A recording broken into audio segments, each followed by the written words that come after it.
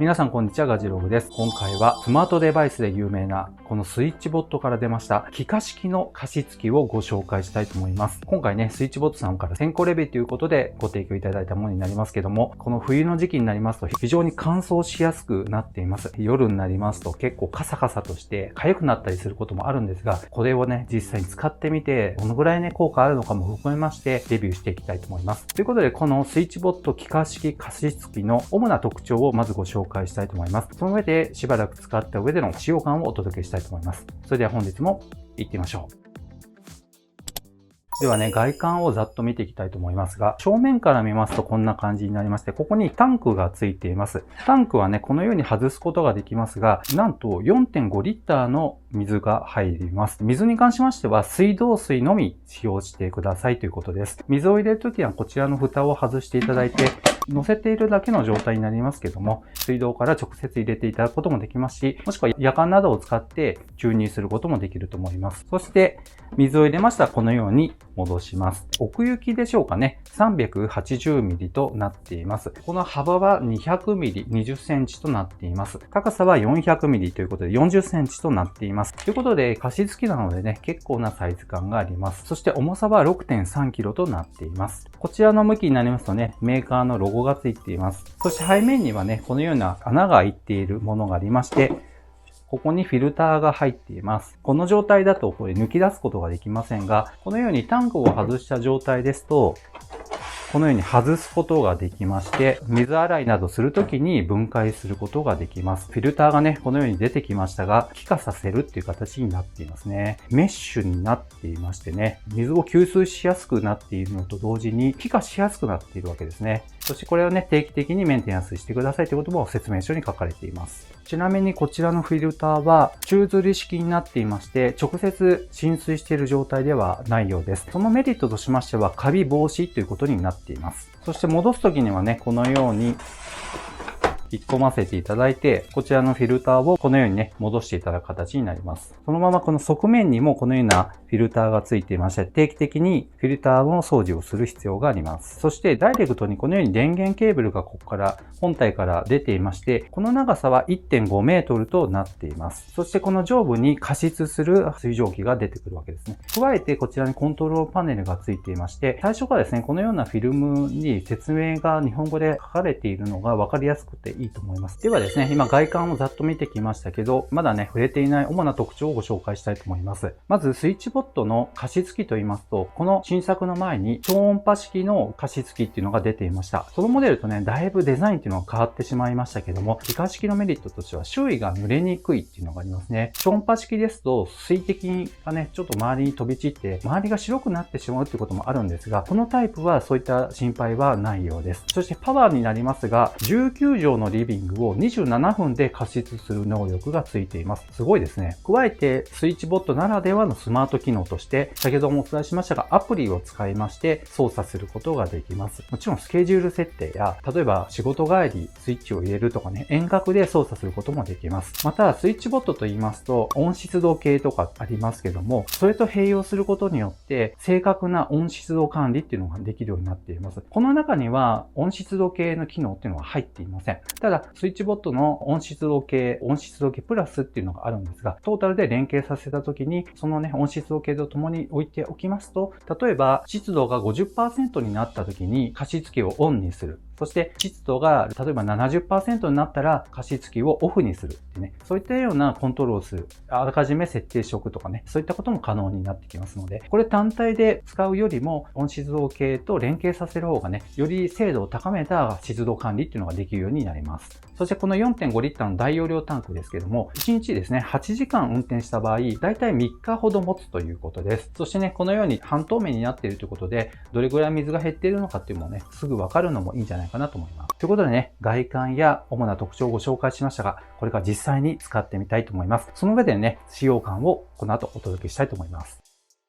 というわけで、しばらく使った上でのファーストインプレッションということで、使用感をお届けしたいと思います。まず最初にですね、ここからですね、気化された水蒸気が出ているわけですけども、この体感がどんな感じかっていうことですね。ここ設置してある部屋のサイズは6畳間となっています。まず最初にね、思ったことが、強さは静かの状態になっていまして、一番ね、最弱の状態で使ってみたんですが、まるで雨が降っている日のような空気のしっとり感っていうんでしょうかね。程よい湿度感っていうのを感じました。12月に入ったこの時期、肌が結構カサカサになって、毎日クリームを塗らないと、ちょっとね、痛いっていう時もあるんですけども、それがですね、空気感が非常にしっとりとしたね、かといって蒸れている感じはなく、湿度としましてはだいたい 45% ほどずっとね、キープしてくれていましたので、本当に心地よく眠ることができ、個人的な印象としましては、非常にね、この体感、程よい湿度感っていうのがすごくいいなと思います。ちなみに今表が出ていますが、昨夜の8時ぐらいから稼働させまして、朝の5時までスケジュール管理して運転しっぱなしにしておきました。その間の湿度の推移になりますけども、だいたい 48% ほどでずーっと言ってくれましたね。それ以前はだいたい部屋の湿度って 40% くらいが多かったんですが、その湿度ですとちょっとね、低すぎるっていう感じで、48% までわずか 8% ですけども、一番静かな状況で運転したとしても結構違いっていうのを感じましたね。次に音と明るさについてなんですが、現在ですね、こちらにランプがついています。夜になりますと明るくなって、ある程度このグリーンの色が照らされてしまうので、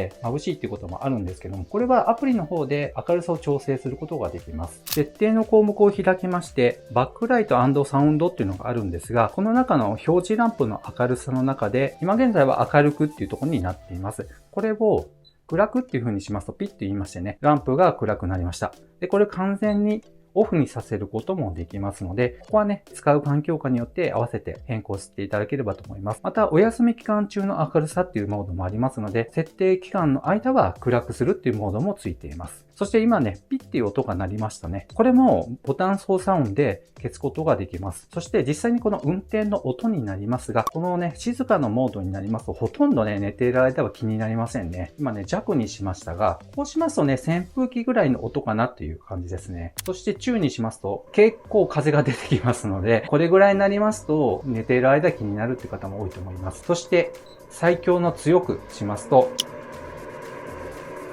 はい。もうかなりね、涼しさを感じるぐらいになりますので、これだとちょっと寝れないっていうことも多いかと思います。ここはね、やっぱり使う環境や状況によって変えればいいんじゃないかなと思います。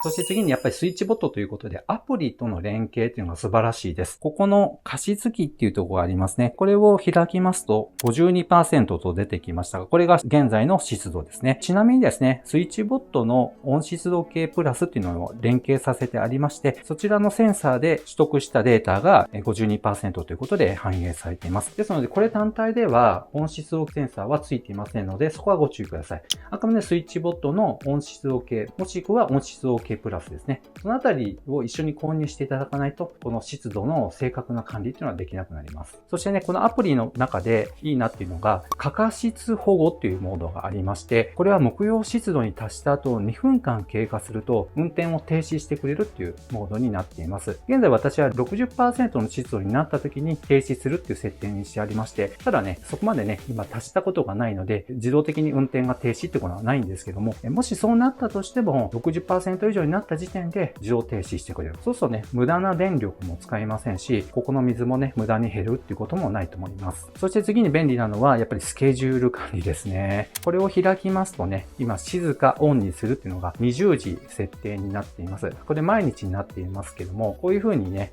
開いていただいて、実行モードを選んでいただくと。この20時からオンになって、運転は静かなモードにしてあります。これでもね、十分先ほど体感したしっとりとした空気感というのを得ることができますので、一番弱くしてもこれだけ効果あるっていうことは実用性が抜群じゃないかなと思います。そして自動的に朝5時になると電源がオフになるっていうモードにしてあります。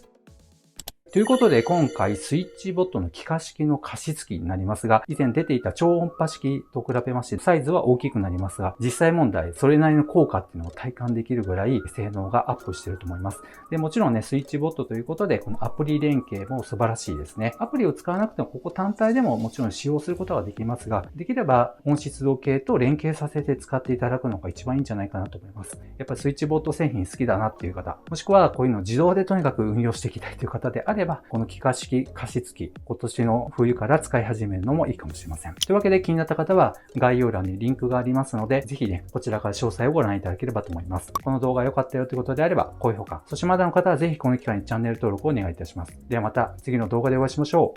う。さよなら。